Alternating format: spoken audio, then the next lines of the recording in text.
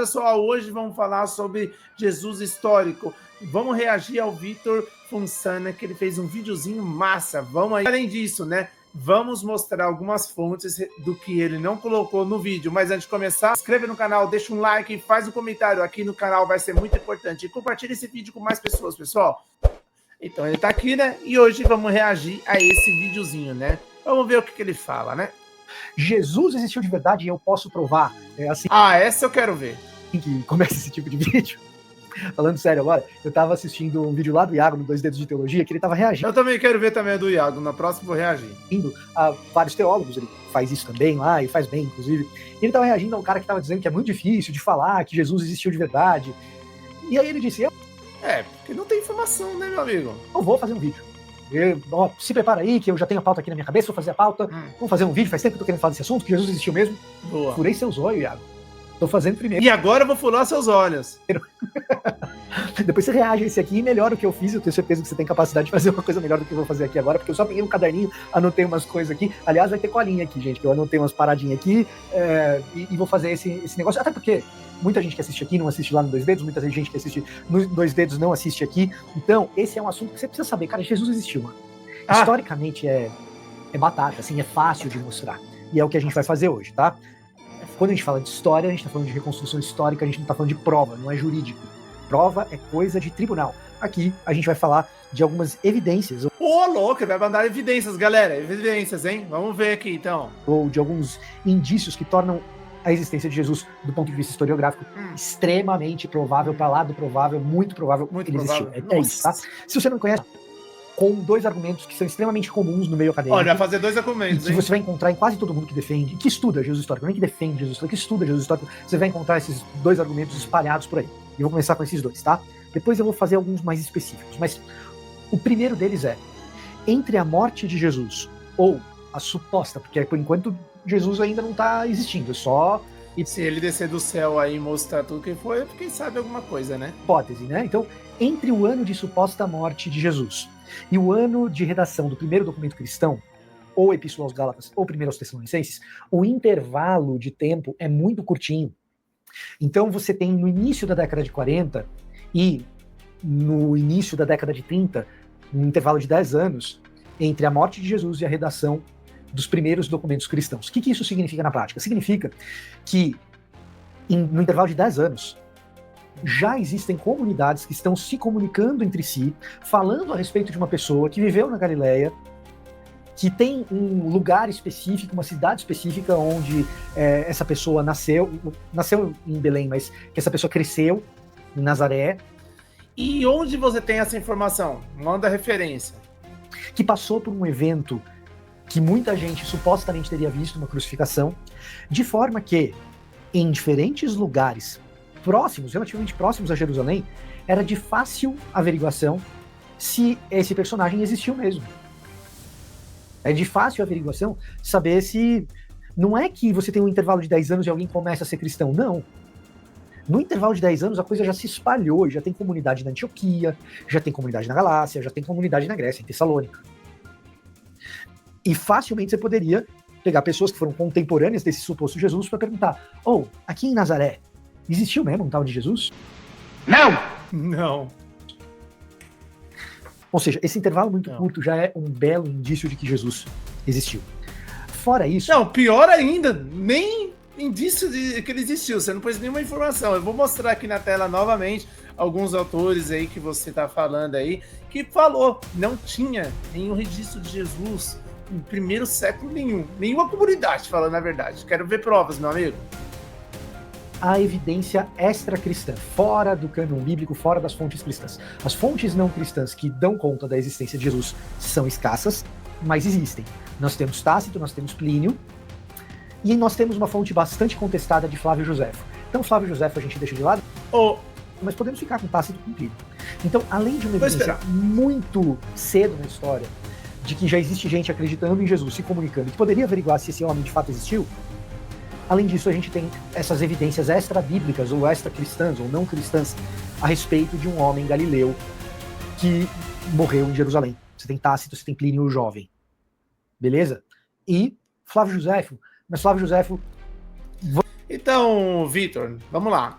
Vou colocar aí na tela para vocês, galera, que não tem informação nenhuma, que o Jesus teria dito que haveria muitos falsos cristos. Isso aí tem nos textos. Portanto, afirma Plínio que não contribuir para demonstrar que Jesus, aquele homem que falava no Novo Testamento, existiu.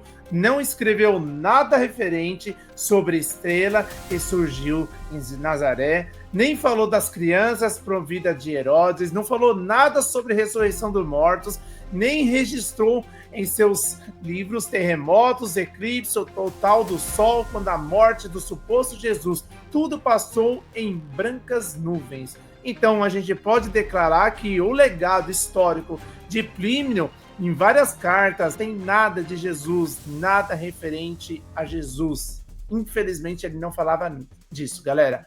Não tem.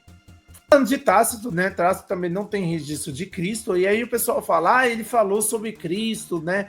Na sua obra. Na verdade, é Cristo ou Crestos. Então, eu tenho aqui um papiro, vou colocar aí na tela para vocês. Ele já tinha falado, essa coisa aí de Jesus histórico passou despercebida pela academia, mas não tem nenhuma fonte histórica dele.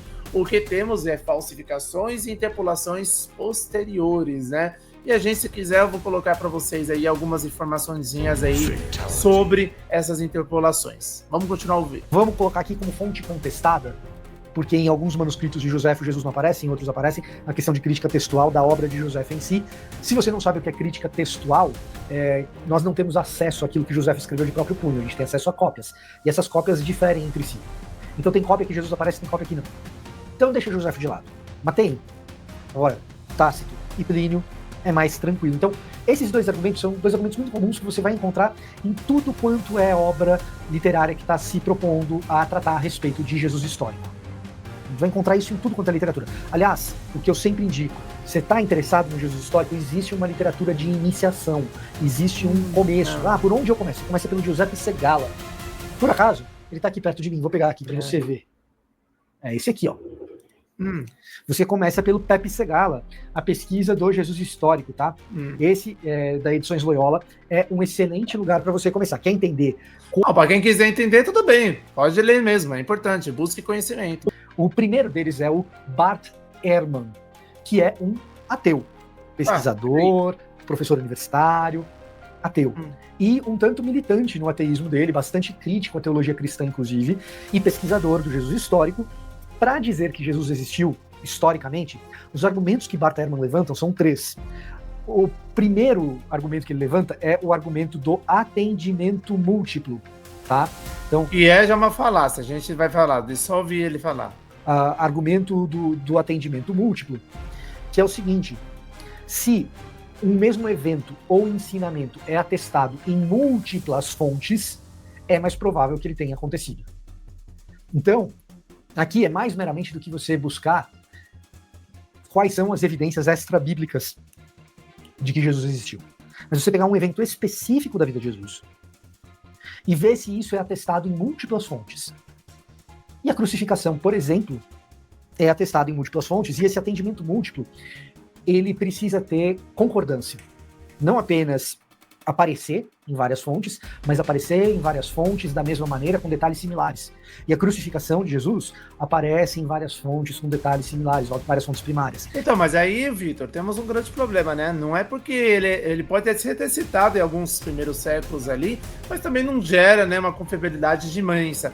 Não é porque a gente, por exemplo, né, a gente agradecer nosso amigo aí, Ronaldo, pelas algumas informações que ele me passou aí também, e análise, né? Não é porque a gente tem aí os Vingadores ou os livros da DC, né?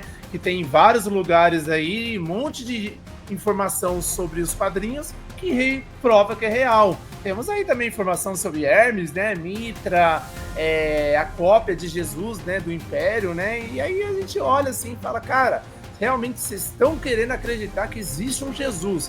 E aí você bota aí um Jesus histórico. Pô, fica meio difícil, né? Então, além daquelas duas primeiras que a gente já mencionou, nós temos o que o Bart Ehrman vai colocar como atendimento múltiplo.